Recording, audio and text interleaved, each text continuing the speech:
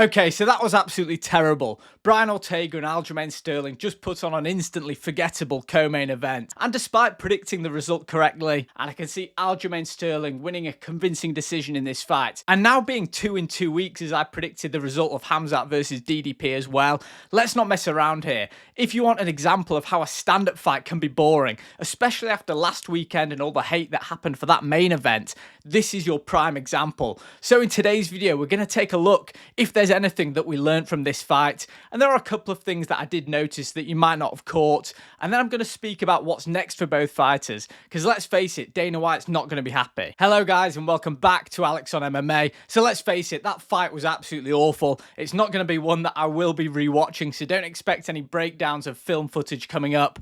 And when I can tell you that the weight cut and the weigh-in day was more entertaining than the fight itself, that probably tells you all you need to know. But before we get into the fight itself, I do want to speak about the weigh-in day, because my prediction video was released the day before. I didn't get to give my reaction to Brian Ortega missing weight and everything that came along with that. And I've seen online so much criticism of the UFC saying how the hell was Brian Battle forced out of his fight and Brian Ortega afforded the luxury of fighting at a catchweight.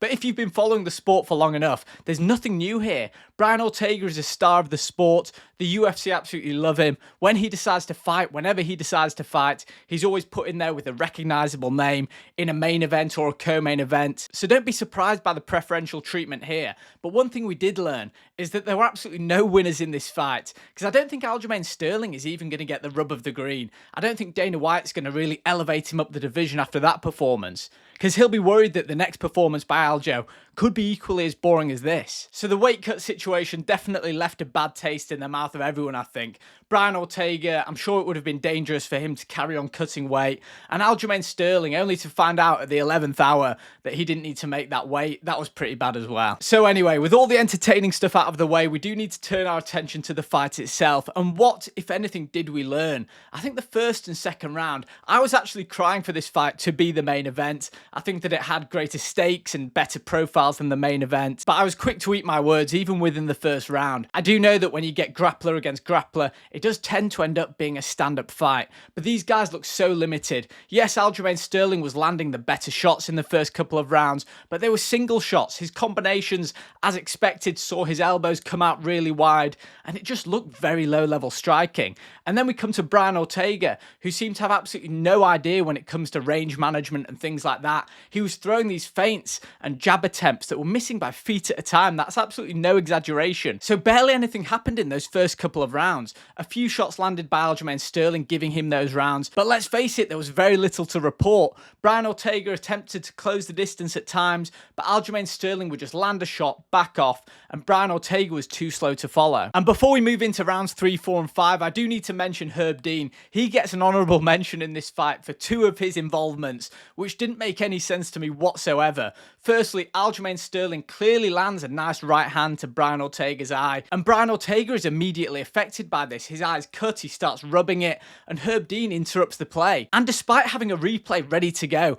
where it clearly shows a fist colliding with Brian Ortega's eye, he allows Brian Ortega time to recover. And when you're a fighter who's missed weight and cardio might be an issue either early or late on, giving him time to recover from a perfectly legal shot could have changed the outcome of this fight. Herb Dean will be very thankful that Brian Ortega, despite some late pressure, wasn't able to finish Aljamain Sterling, because that would have looked terrible. And that wasn't the only involvement by Herb Dean. In round 5, with the crowd booing because of how boring this fight was, he interrupted the play yet again to tell Aljamain Sterling to stop backing off, stop the lateral movement along the octagon side, and to get stuck in with the fight. And look, I don't mind this necessarily, but we need consistency, because this is something we hardly ever see. Aljamain Sterling was clearly 4-0 up on the scorecards, and it's almost his right to do some lateral movement, calling Brian Ortega to bring the fight to him, and for Herb Dean to interrupt that and say, no, get into the pocket, start moving forward, start engaging. That was something that we just don't see. And whether Herb Dean was secretly backing Aljamain Sterling to lose that fight, I'm only joking, of course. I would never question the integrity of a UFC official. But both of Herb Dean's interferences in this fight could have really cost Aljamain Sterling big time. And it's only because Brian Ortega really refused to engage in the fight until the last minutes of round 4 and 5 that Aljamain Sterling was able to comfortably win this fight despite Herb Dean's best efforts. But anyway, back to the action. And rounds 3, 4, and 5 were marginally more entertaining than rounds 1 and 2, which really doesn't say a lot. Aljamain Sterling jab did start going in round 3. It looked really sharp, really snappy, but equally, is that because Brian Ortega doesn't really move his head, and his head was just there to be hit? So Aljamain Sterling was landing nice single shots. He was sticking and moving. It was clearly a game plan not to get too involved in the grappling early on. And finally, we actually saw some strikes landing from Brian Ortega as well. Ortega was able to land that body kick, like I say about Aljamain Sterling, because his elbows are so high, so wide when he's walking in. It's just perfect for a kick to land under the elbows onto the ribs. And Brian Ortega landed 2 or 3 nice body kicks in that round. But being completely honest, that was as far as his success went.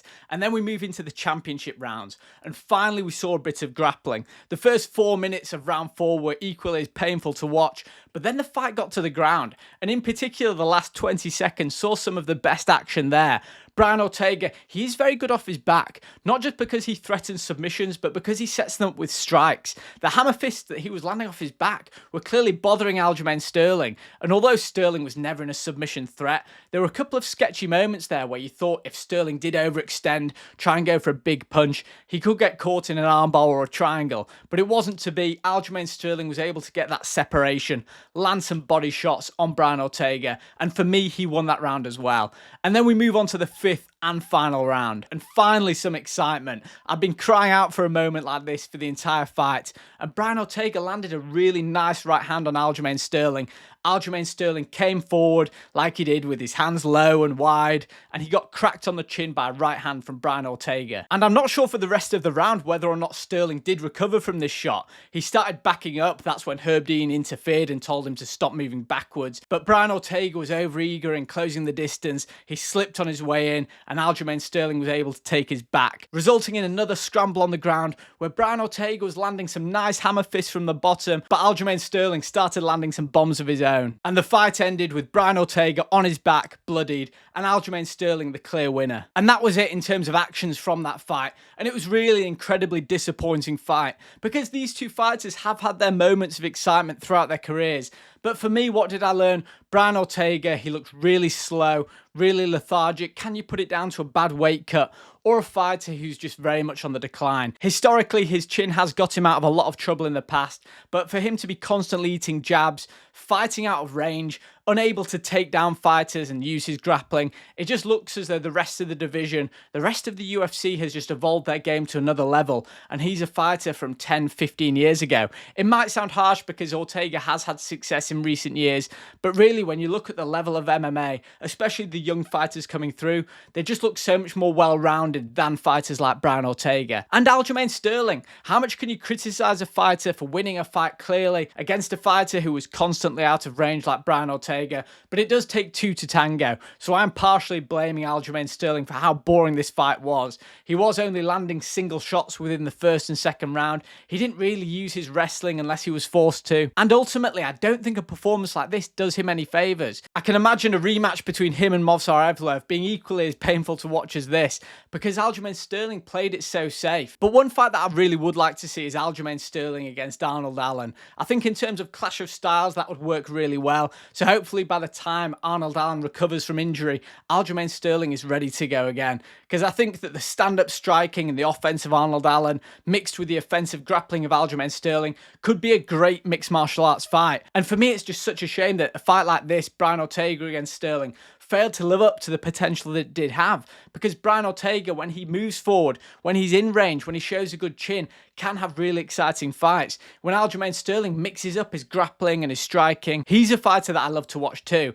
For me, both of these guys have reason to be disappointed. Aljamain Sterling walked away with his hand raised. He did what he needed to do. He landed more strikes on Brian Ortega, and when the grappling situations were forced, he landed on top. So I'm taking nothing away from the dominance displayed by Aljamain Sterling. But for a neutral who's watching it with fairly high expectations, I'm very disappointed. Guys, I hope you've enjoyed this video. Sorry that the tone's been a bit down, but let's face it, after you finish watching a fight like that, when you've done a preview video expecting some big things, it's always going to be disappointing. If you've not subscribed to the channel already, please do, and I'll see you in the next video.